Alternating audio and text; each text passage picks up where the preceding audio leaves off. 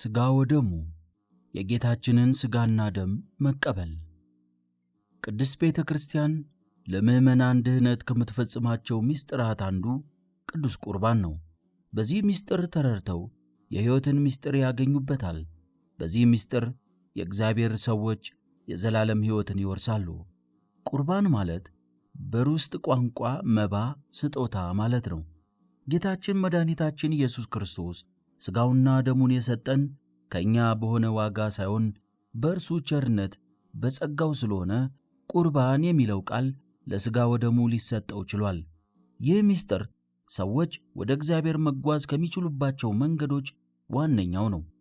ከሰማይ የወረደ ኅብስት እኔ ነኝ፣ ሥጋዬን የበላ ደሜንም የጠጣ የዘላለም ሕይወት አለው። ዮሐንስ ወንጌል ምዕራፍ 6 ቁጥር 32 እስከ 36። የዘላለም አምላክ ክርስቶስ ሥጋዬን ብሉ ደሜንም ጠጡ ሲለን በሥጋዊ ጥቅም ላይ ብቻ በተወሰነ መልኩ አይደለም። ሥጋ ወደሙ የነፍስ ምግብ ነው። ለዘላለም ሕይወት ለመንፈሳዊ እድገት ይሆነን ዘንድ ሞታችንን ሞቶ ሥጋውና ደሙን የሰጠን ጌታ የእግዚአብሔር እንጀራ ከሰማይ የሚወርድ ለዓለምም ሕይወትን የሚሰጥ ነው ብሏል። ዮሐንስ ወንጌል ምዕራፍ 6 ቁጥር 33። ይህ የሕይወት እንጀራ እንካችሁ ብሎ የሰጠን ሥጋውና ደሙ ነው። በእርሱ አምኖ የአባቱን ፈቃድ ፈጽሞ ለተቀበለው የዘላለም ሕይወትን ያወርሳል። ሰው ከእርሱ በልቶ እንዳይሞት ከሰማይ አሁን የወረደ እንጀራ ይህ ነው። ከሰማይ የወረደ ሕያው እንጀራ እኔ ነኝ። ሰው ከዚህ እንጀራ ቢበላ ለዘላለም ይኖራል። እኔም ለዓለም ሕይወት የምሰጠው እንጀራ ሥጋዬ ነው። የዮሐንስ ወንጌል ምዕራፍ 6 ቁጥር 50። አባታችን ሆይ እያልክ በምትጸልይበት ጊዜ ሁሉ የዕለት እንጀራችንን በየዕለቱ ስጠን እያልክ ትጸልያለህ። ነገር ግን ልብ ብለህ አስተውለኸዋል? የምትጠይቀው እንጀራ የነፍስህንም ጭምር እንጂ ለሥጋ ብቻ የሚሆነውን መሆን የለበትም። የነፍስ ምግብ ደግሞ የጌታችን ሥጋና ደም መሆኑን እየተነጋገርን ነው። አሁን አንተ ወደ እግዚአብሔር በምታደርገው ጉዞ ውስጥ ወሳኙ ያንተ ዝግጁ ሆኖ መቅረብ እንጂ የነፍስህ ምግብ ተዘጋጅቶልሃል። ከዚህ በላይ ምን ትናፍቃለህ? ከዚህ የሚበልጥ ፍቅርስ አለ ብለህ ታስባለህ? በፍጹም። ስለዚህ ፍቅሩን በፍቅር መልስ፣ የሰጠህን ተቀበል። ጌታ ከአንተ ጋር ለመኖር በርህን ያንኳኳል። የልብህ መዝጊያዎች ይከፈቱ። የዘላለም አምላክ ከአንተ ጋር ይኑር። ከአምላክ ጋር የመኖር ምስጢር ሥጋ ወደሙ ነው። በእኔ ኑሩ እኔም በእናንተ ዮሐንስ ወንጌል ምዕራፍ 15 ቁጥር 4። አንድ የዛፍ ቅርንጫፍ በልምላሜ በሕይወት መቆየት እንዲችል ከግንዱ የሚደርሰው ምግብ መቋረጥ የለበትም። ከግንድ የተለየ ቅርንጫፍ ይጠወልጋል፣ ይደርቃል። የእኛም ከጌታችን የተለየ ሕይወት እንደዚሁ ነው። እኛ ቅርንጫፎች ስንሆን ሕይወት የምናገኝበት ግንዳችን እርሱ ነው። ከእርሱ ከተለየን መንፈሳዊ ሕይወታችን ይጠወልጋል፣ ይደርቃል። ለዚህ ነው ለእኛ አሳቢ የሆነው ጌታ በእኔ ኑሩ፣ ሥጋዬን እየበላችሁ ደሜን እየጠጣችሁ ሕይወታችሁን እያለመለማችሁ አብረን እንኑር ያለን። ወንድሜ፣ ያንተ የመኖር ምስጢር ምንድን ነው? በእርግጥ ሌላ እንደሌለ አውቃለሁ። ከአምላኳ የተለየች ነፍስ የሞተች ናት። ስለዚህ በዚህ ሕያው ቃል መሠረት የኀጢአት ሸክምህን በንስሐ አስወግደህ ሥጋና ደሙን ብትቀበል ኑሮህ ከእግዚአብሔር ጋር መሆኑን አረጋገጥክ ማለት ነው። ዘወትር ወደ ቅድስት ቤተ ክርስቲያን ገብተህ በምትጸልይ በምትቀድስና በምታስቀድስበት ጊዜ ሁሉ ካህኑ ስለዚህ ምስጢር የሚናገራቸውን ቃላት በተመስጦ ባንክሮ ተከታተል። አምናለሁ፣ አምናለሁ፣ አምናለሁ። መለኮቱ ከሰውነቱ አንዲት ሰዓት እንኳን እንደ ዓይን ቅጽበትም እንዳልተለየም እታመናለሁ። ስለኛ ሰጠው እንጂ ለሕይወትና ለመድኃኒት ለኀጢአትም ማስተሰሪያ ሊሆን አምነው ለሚቀበሉ ሰዎች ስለኛ አሳልፎ ሰጠው እንጂ። ቅዳሴ። ይህ ካህኑ የሚናገረው ቃል ነው። አንተም በእርግጠኝነት ለመዳንህ አምነህ የምትቀበለው ምንም ማቻ የሌለው የፍቅር ስጦታ መሆኑን አምነህ ተቀበል። ማን ነው ከእኛ መካከል እነዚህን 3 ነገሮች ማለትም የዘላለም ሕይወትን፣ መድኃኒትን፣ የኀጢአት ስርየትን በሌላ መንገድ ሊያገኝ የሚችል? ልብ በል፣ ጌታችን የሚሰጠን ሁሉ ዓለም ልትሰጠን የማትችለውን ነው። ከኀጢአታችን በንስሐ ያገኘነውን ነጻነትና አዲስ ሕይወት ከሥጋና ከደሙ ጋር እንቀበላለን። ምክንያቱም ነገር ሁሉ በደም ይነጻል፣ ደምም ሳይፈስ ስርየት የለም። ዕብራውያን ምዕራፍ 9 ቁጥር 22። ለእኛም ከሥጋ ወደሙ ውጪ መዳንም ስርየትም የለንም። ዘላለማዊ መሥዋዕት ጌታችን ሥጋና ደሙን በፍቅር ሰጥቶናል። የቀረ ነገር ቢኖር ያንተ ተሳታፊነት ነው። ኃጢአትህን ተናዘዝ፣ በንስሐ ነጽተህ በዚህ ታላቅ ምስጢር መንግሥቱን ውረስ። ሥጋና ደሙ ያንተና የእግዚአብሔር ቃል ኪዳን ነው። ይህን እንጀራ በበላችሁ ጊዜ ሁሉ ይህንንም ጽዋ በጠጣችሁ ጊዜ ሁሉ ጌታ እስኪመጣ ድረስ ሞቱን ትናገራላችሁ። አንደኛ ቆሮንቶስ ምዕራፍ 11 ቁጥር 26። የጌታችንን ሥጋና ደም ለሕይወት ብለን አምነን በተቀበልን ጊዜ ሁሉ በዚህ ቃል ኪዳን ውስጥ የታቀፍነን። ዕዳችንን በደላችንን ሁሉ ያስወገደልንን በሞቱ ሞትን የሻረልንን ጌታም ዘወትር እናስበዋለን። ዳግም በሚመጣም ጊዜ የታላቁ ዋጋ መቀበያ ይሆነናል። አቤቱ ሞትህን፣ ቅድስት ትንሣኤህንም እንናገራለን። ዕርገትህን፣ ዳግመኛም መምጣትህን እናምናለን፣ እናመሰግንሃለን፣ እናምንሃለንም። ጌታችንና አምላካችን ሆይ እንለምንሃለን፣ እናመሰግንሃለን፣ እናምንሃለንም። ጌታችንና አምላካችን ሆይ እንለምንሃለን፣ እንማልድሃለን። ቅዳሴ። ክርስቶስ የዘላለም ሕይወት የሆነውን ሥጋውንና ደሙን ሲሰጥህ አንተም ስትቀበል ከእርሱ ጋር ያለ ኅብረት ቃል ኪዳኑ ጽኑ ይሆናል። ሲበሉም ኢየሱስ እንጀራን አንስቶ ባረከ፣ ቆርሶም ለደቀ መዛሙርቱ ሰጠና እንካችሁ ብሉ፣ ይህ ሥጋዬ ነው አለ። ጽዋውንም አንስቶ አመስግኖም ሰጣቸው፣ እንዲህም አለ፣ ሁላችሁ ከእርሱ ጠጡ፣ ስለ ብዙዎች ለኃጢአት ይቅርታ የሚፈስ የአዲስ ኪዳን ደሜ ይህ ነው። የማቴዎስ ወንጌል ምዕራፍ 26 ቁጥር 26። እንግዲያውስ አንተ ቃሉን ጠብቅ፣ እርሱም አንተን ይጠብቅሃል። በዚህ መካከል ያለው ቃል ኪዳን ጽኑ ነው። ለሥጋ ወደሙ የሚደረግ ቅድመ ዝግጅት። ይህንን ዝግጅት በተመለከተ አንድ የቤተ ክርስቲያን አባት ይህንን ተናግሮ ነበር። የጌታን ሥጋና ደም ለመቀበል የወደደ ክርስቲያን ጌታዋን በማኅፀኗ የተቀበለች የድንግል ማርያምን ንጽሕና ያህል ንጹሕ መሆን ይጠበቅበታል። ወንድሜ ልብ በል፣ ይህ ቃል ማስፈራሪያ እንዳይመስልህ። ይልቁንም የእግዚአብሔርን ቸርነት የምሕረቱን ብዛት ለመግለጽ የተነገረ ነው። ተመልከት፣ የሚጠበቅብን ይህንን ያህል ሆኖ ሳለ የጌታችን ግን በጥቂቱ ጥረታችን ምን ያህል አብዝቶ የሚሰጠን ነው። በጥቂቱ ታምነሃል፣ በብዙ ሾመሃለሁ። የማቴዎስ ወንጌል ምዕራፍ 25 ቁጥር 21። ይህ ባይሆንማ ለተዋህዶ እንደተመረጠች ድንግል እመቤታችን ንጽሕናና ገንዘብ ማድረግ የሚችል ማን አለ? ስለዚህ አንተ በተቻለህ አቅም ራስህን እንድታዘጋጅ እንመካከር። ቅድሚያ ራስህን በሁሉ ነገር መንፈሳዊ አድርግ። ከዚህ በኋላ ሊከብድህ የሚችል አንዳችም ነገር የለም። ሥጋ ወደሙን መቀበል የመጨረሻ የብቃትህ ደረጃ አድርገህ አታስብ። መቶዎች፣ ሺዎች፣ መቶ ሺዎች ሥጋ ወደሙን ይቀበላሉ። ነገር ግን ሁሉም ተመሳሳይ ዋጋ አገኙበት ማለት አይደለም። ለምሳሌ ሐዋርያትን ተመልከት። ከ11 አንዱ ብቻ ጌታን እስከ መስቀሉ ድረስ ተከተለው። በዚህም ጽናቱ ከመስቀል ላይ የተነገረ የጌታን ቃል የሰማ ከሐዋርያት እርሱ ነው። የጌታችንን እናት እንደ እናቱ ሊቀበል የታደለ እርሱ ነው። ከሌሎች መካከል አላውቀውም እስከ ማለት የፈራ አለ። ቅዱስ ጴጥሮስን ማለቴ ነው። የተቀሩትም በየአቅጣጫው ተበታትነው ነበረ። በእርግጥ ለዚህ ጉድለታቸው ምክንያት መንፈስ ቅዱስን ገና የሚቀበሉ መሆናቸው እንደሆነ ይታመናል። አሁን ግን አንተ የምትይዘው ነጥብ የጌታን ሥጋና ደም ሲቀበሉ የመጨረሻው የብቃት ደረጃ ላይ መድረሳቸውን የሚጠቁም ነገር እንደሌለ ነው። ለአንተም በዚህ ጥረትህ ውስጥ ገፍተህ ሥጋ ወደሙን የመቀበል ደረጃ ላይ ብትደርስ የመጨረሻ አይምሰልህ። ይልቁንም የዕለት ተዕለት ትግልን የበለጠ ማጠናከሪያ የሚሆንህ ነው።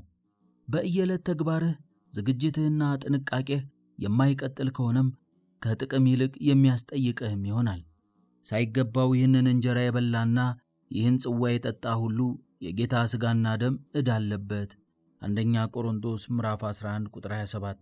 የተገባህ የምትሆነው በተፈጥሮ ወይንም በዕድል ሳይሆን አንተ በምታደርገው ዝግጅት ነው። የእግዚአብሔርን ቃል መመሪያ አድርገህ ኑርበት፣ በቂ ነው።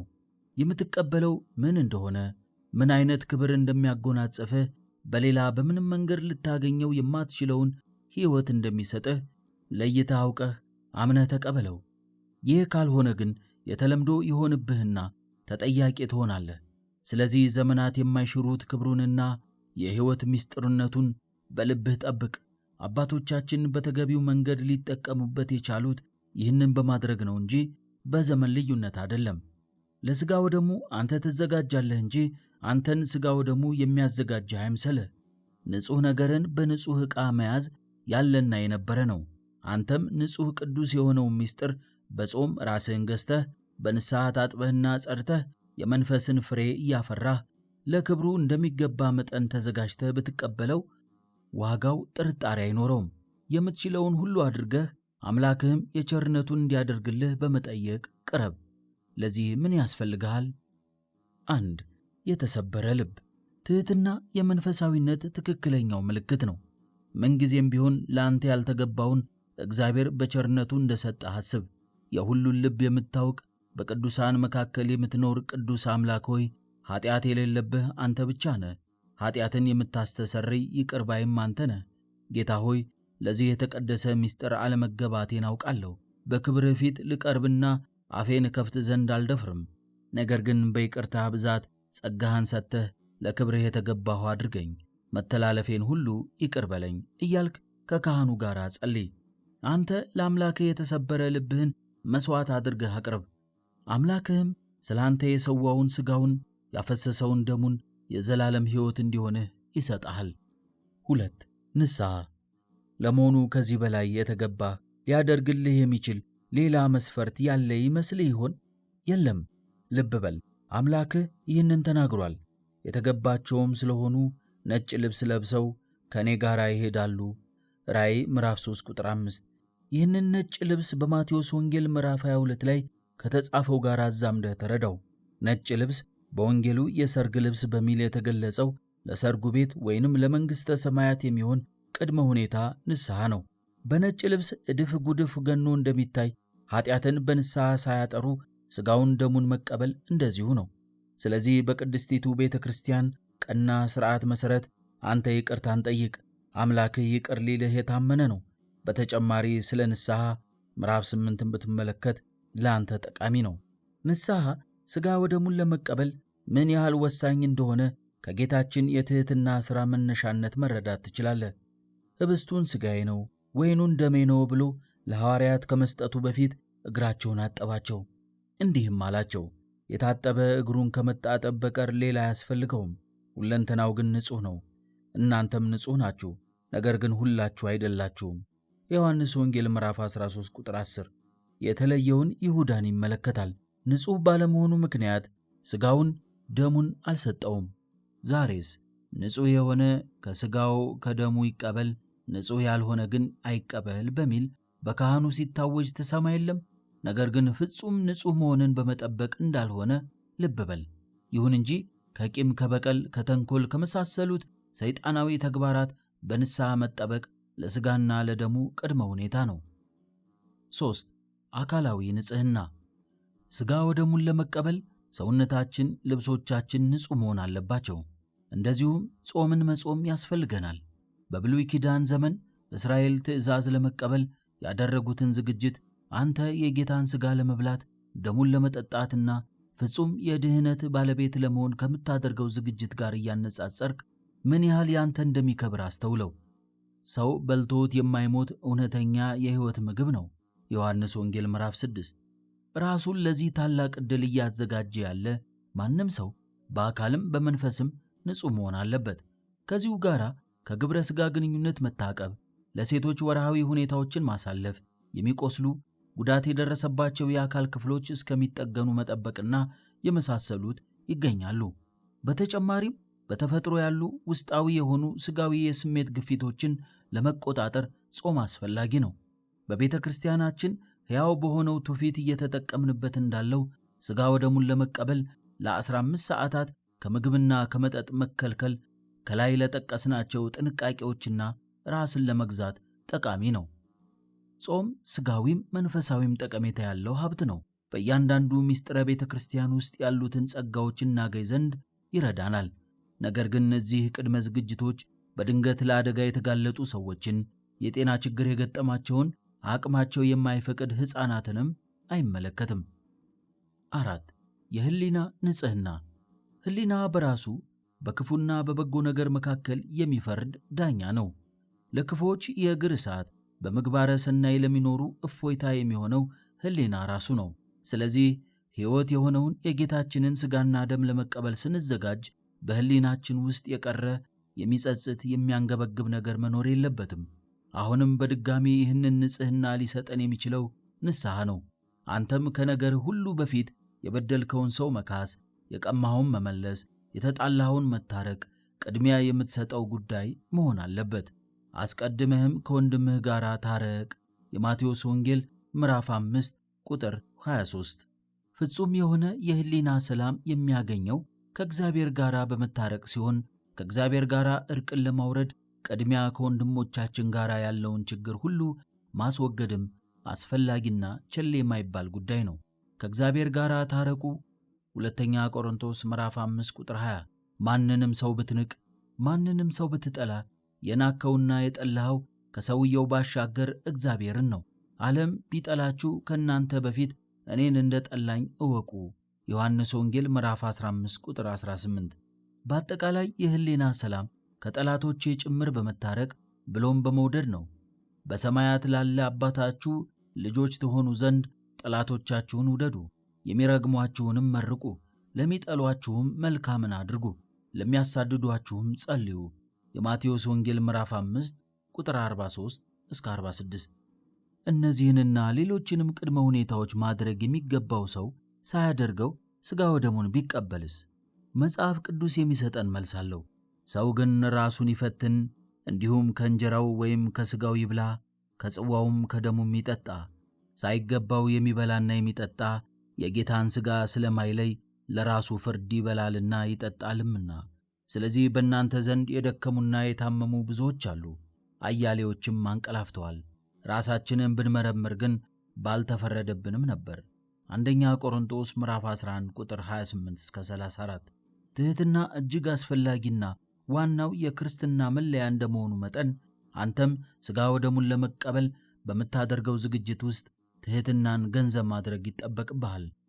ጌታዬ ሆይ፣ ይህን ሁሉ ክብር ለእኔ የተገባ ሆኖ ሳይሆን ለመዳን የሚያስፈልገኝ ስለሆነ ነው። ከእኔ ብቃትም ሳይሆን ከአንተ ምሕረትና ቸርነት ለሰው ልጆች ካለ ፍቅር የተነሳ ነው። ቅድስና ያንተ ነው። እኔንም ወደ ጽድቅ መንገድ የምትመራኝ መንገድህን ያሳየኸኝ አንተ ነህ። ከእኔ የሆነ ምንም ነገር የለም። የምቀበለው ሥጋና ደምህ ለሕይወትና ለመድኃኒት እንዲሆነኝ እንጂ በኀጢአቴ እንዳይፈረድብኝ በደሌን ሁሉ ይቅር በለኝ እያልክ በትሕትና በተሰበረ ልብ ቅረብ። ከክብር ሁሉ በላይ ክብር የሚገባውን ቅዱስ ሥጋውንና ክቡር ደሙን ከተቀበልክም በኋላ ኀጢአትን ዳግም ላለማድረግ ወስን። ለዚህ ዳግም ቀድሞ ያደረግከው ዝግጅትና ኋላ የምታደርገው ጥንቃቄ ከፍተኛ እገዛ ያደርጉልሃል። በሥጋና በደሙ ተወስነህ የምትኖረው ሕይወትም ከኀጢአት ጋር የተለያየህበት ሕይወት ይሆናል። በብዙ መንፈሳዊ ተግባራትም እንድታድግ ይረዳሃል። ለምሳሌ ጾምን፣ የሥጋ ንጽሕናን፣ ንስሐን፣ ሰላማዊ ሕይወትን፣ ትሕትናን፣ ጸሎትን በሕይወት እንድትኖራቸው ያደርግሃል። እነዚህም ከመቀበልህ በፊት ወይም ስትቀበል አሊያም ከተቀበልክ በኋላ ብቻ ሳይሆን በዘመንህ ሙሉ የምታከናውናቸው ይሁኑ። ቅዱሱን በተቀበልክበት ሰውነትህ እርኩሰትን አትቀበል። ሕይወትን በተቀበልክበት አፍህ ክፋትን አትናገር። በተቀደሰው ተቀድሰሃልና ለቅድስና ከማይመቹ ተግባራት ሁሉ ተቆጠብ። አሁን እግዚአብሔር ካንተ ጋር ነው፣ አንተም ከእግዚአብሔር ጋር ነህ። ከጌታ ፍቅር የሚለይህ አይኑር። ሮሜ ምዕራፍ 8 ቁጥር 35።